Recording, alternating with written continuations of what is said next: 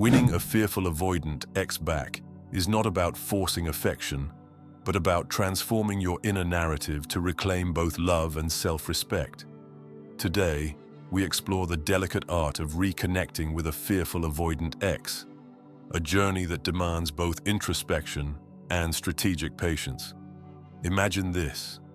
2 years ago, a breakup shook the very foundation of what seemed a promising relationship.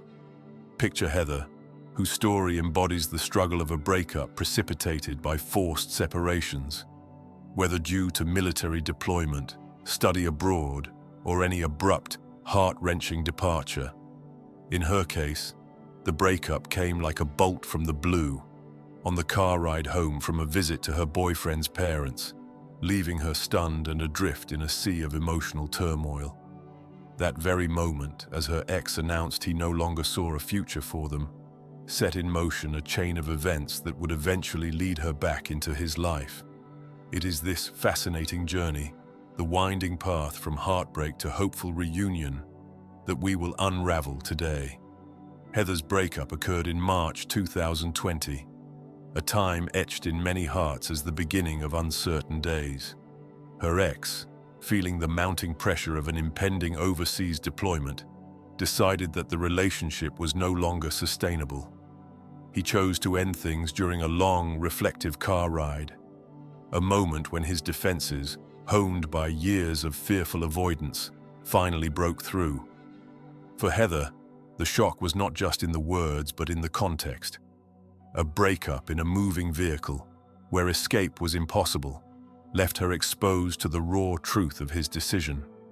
Yet, it was precisely this vulnerability that would eventually serve as the catalyst for change. When you win a fearful avoidant ex back, you begin by understanding that the emotional landscape of a fearful avoidant is shaped by a lifetime of conflicting needs, a deep desire for connection intertwined with an equally powerful need for freedom. In Heather's case, her ex had built an impenetrable fortress to guard his independence. Even though he had once been warm and affectionate, the relentless pressure from his family, particularly regarding future commitments like cohabitation and even discussions of children, had triggered his fears of entrapment.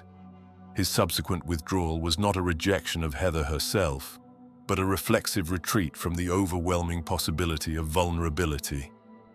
So, how does one navigate this maze of emotional retreat and cautious reconnection? Heather's story offers us a blueprint. The first step was acknowledging the painful reality of the breakup without letting it define her entire existence. In the aftermath of his departure, Heather embraced a period of introspection, a time during which she allowed herself to grieve, yet also to reassess her own role in the relationship. It was during this time that she discovered the importance of establishing a healthy, no-contact period. While this phase is often challenging, it serves as a critical reset button, a chance to heal and rebuild one's self-worth independently. Heather committed to 21 days of no contact, a decision that was initially terrifying, but ultimately proved transformative. During those quiet weeks, when every tick of the clock seemed to echo her loneliness, Heather learned to focus on herself.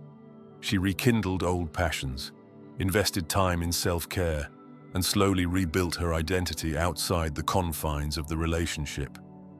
This process is vital because, for a fearful avoidant ex, the return of the familiar may seem like an invitation to regress into old patterns.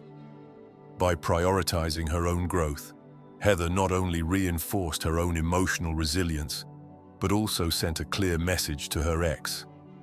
"You cannot simply take me for granted." She began to project an aura of self-assurance that was impossible to ignore, a reminder that her worth was not contingent upon his presence. Yet reconnecting with a fearful avoidant ex is a game of subtle cues and gradual re-engagement. Once Heather's period of no contact had ended, she resumed communication, not with desperate pleas or overly emotional messages, but with a measured, thoughtful approach.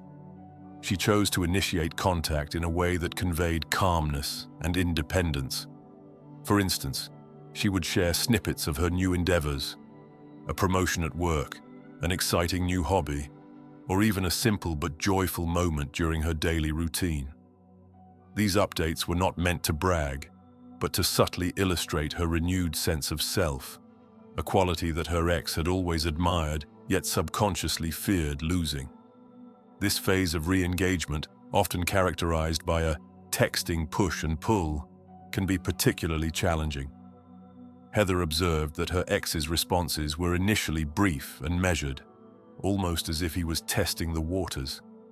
His reluctance to fully dive back into the emotional depths of their connection was evident.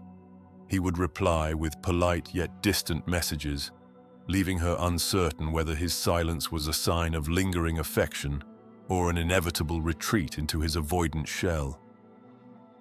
At this juncture, the key is to allow the connection to reawaken naturally. Heather learned to resist the temptation to overanalyze every pause or brief response. Instead, she maintained a steady rhythm of communication, punctuating moments of silence with warmth and patience. An essential part of her strategy involved creating opportunities for low-pressure, in-person interactions. Heather arranged group outings and casual meetups, settings that were comfortable enough to invite spontaneous conversation without the intense scrutiny of one-on-one dates.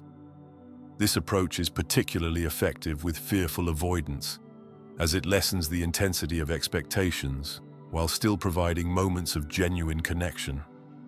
Over time, these small encounters began to chip away at the walls her ex had so carefully constructed.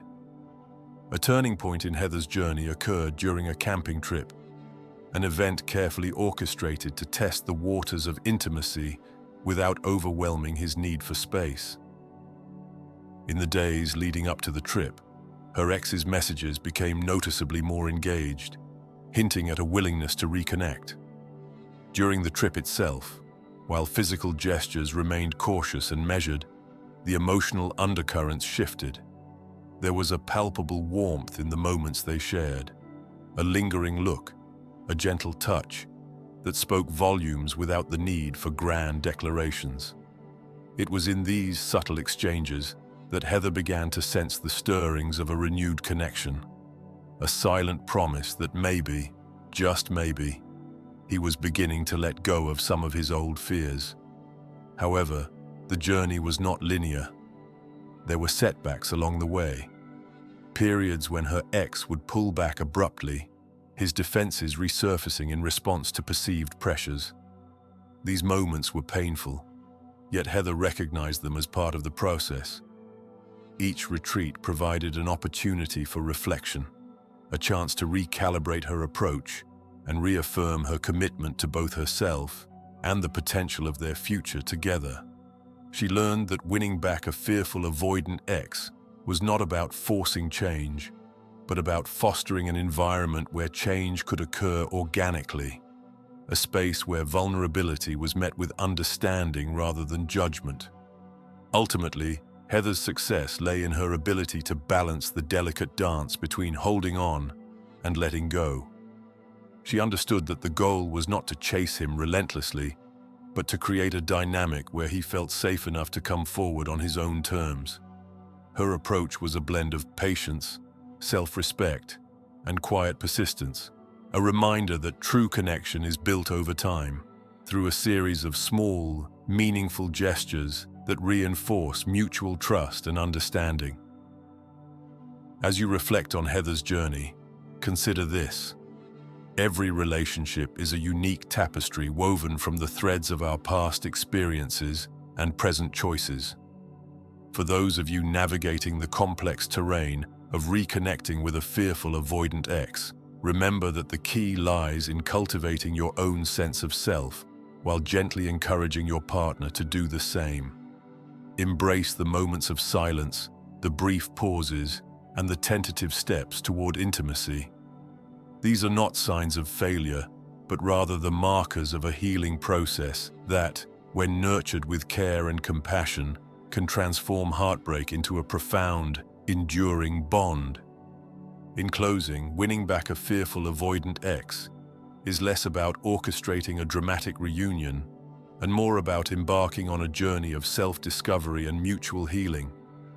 It requires acknowledging the past without being defined by it, recognizing that the scars we carry are not a sign of weakness, but a testament to our resilience.